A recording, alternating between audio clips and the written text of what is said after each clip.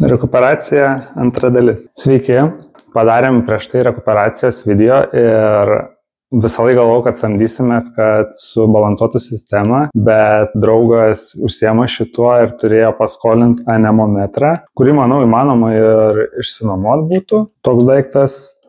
Ir su juo dabar pats tą viską darausi ir šiek tiek papasakosiu, kaip tą pasidaryti pačiam. Šitą darbą reiktų galbūt pasidaryti tam, kad namai turėtų teisingą ventiliaciją. Pavyzdžiui, kaip vonios kambariuose reikalinga didelis ištraukimas tam, kad nesilaikytų drėgmė, nes neatsirastų pelėsis. Arba miegamuose patalpose, tai svarbu, kad būtų paduodama šviežio oro didelis kiekis. Ta visą kiekius ir viską mes buvom kaip darėsi projektą, tai kaip ir turėjom brėžinį su kiekiais, kur kokioj patalpoj kiek turi būti, tiksliau ne patalpoj prie kiekvieno difuzoriaus. Ant pačio prietaiso reikia tai vienintelį dalyką nustatyti, kad matuotų funnel volume flow, kas reiškia, kad matavimas su gaubtu.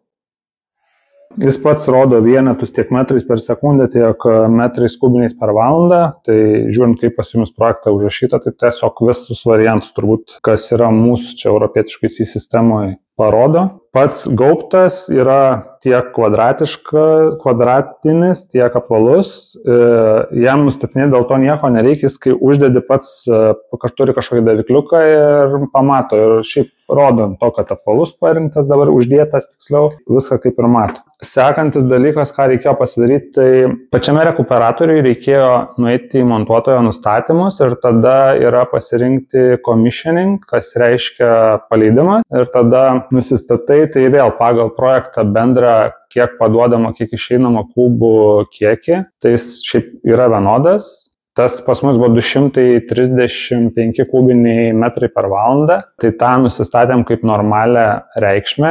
Pats rekuperatorius gali ant būsto iki 350 kubinių metrų traukti ir paduoti. Tai pasileidus commissioning, pirmas dalykas, ką tenais pats rekuperatorius labai papunkčiai rašo, ką daryti. Tai reikėjo iš visų difuzorių ištraukti kempinėlės. Pas mus iškart su kempinėlėm difuzoriai buvo, su kuriais gali reguliuoti, ištraukti. Iš vis ties pilnai reikėjo ištraukti, atidengti viską ir paleisti rekuperatorius, tada patvirtini, kad tu atidengiai ir jisai paleidžia ant maksimumo, kad pamatuot, kiek kubų per valandą iš vis maksimaliai gali traukti ir paduoti. Ten tiek, kiek ta vertė 300 pm ir pasiekė, tai matyt, sistemoje nėra kažkokių ten labai kliučių sudėtinų, kad viską jis taip atlieka, kaip ir turėtų. Na ir tada sekantis žingsnis, tai nusistatyti vertes, kokia tai yra normaliai jūsų, maža, away, kai išvyksti iš namų, iš vis dar mažesnė, ir būsto reikšmė.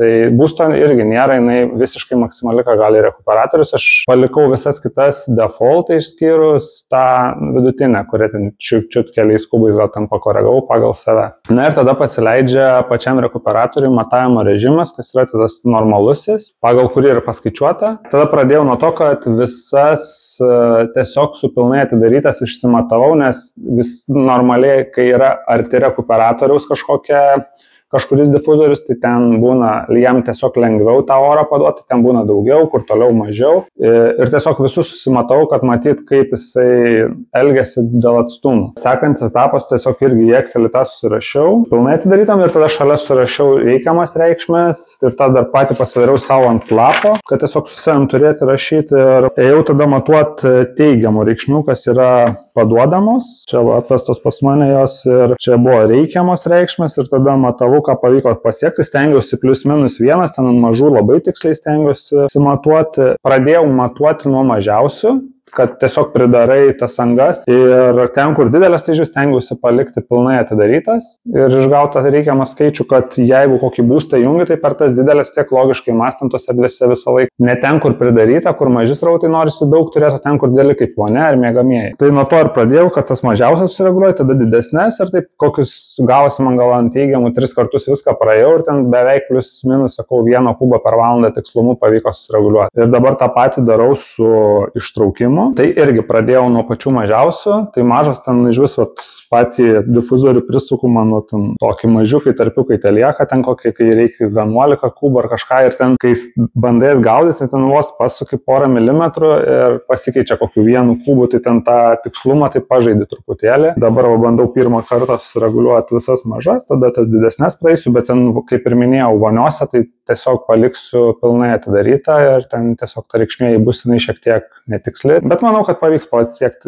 labai artimus tam, kaip ir su paduodamu.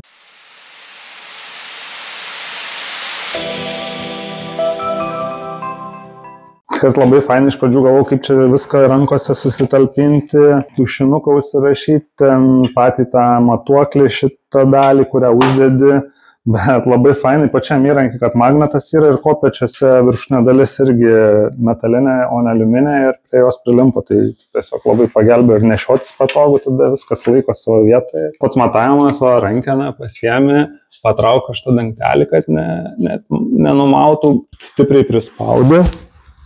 Ir žiūri, ką turi. Dabar pas mane šito yra 58,5 metrų kubinio per valandą, kai šitam turėtų būti, man atrodo, 8. Dabar bandysim biškį prislopinti. Pirmiausia, turbūt čia reiks beveik visą atidaryti, bet pabandom, kas bus va taip tiesiog. Nu va, ir beveik gerai. Sudėjo 45. Reiks šiek tiek daugiau, kas bus įdomiau. Bet tiesiog išiminėjai kempinėlės. O, išsitrauki iš vienos pusės, iš kitos ir padidini. Parodyk. O, išimta dar vieną papildomą.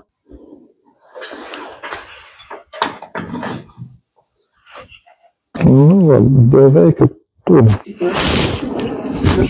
Taip, kaip parašyta metrai kubiniai per valandą. Kiek yra? 50 kartų. Nu, šiek tiek dabar per daug. Tai dabar jau nuėjame. Čiut paprisukau.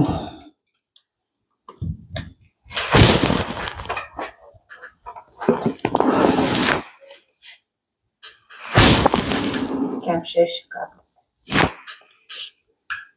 Dar šiek tiek per daug čia žaidė tas milimetriukas ir dabar čia dar pats pirmas, tai toks gal neverta labai persistengti. Ačiū už dėmesį ir pabandykite patys reguliuoti savo rekuperatorius.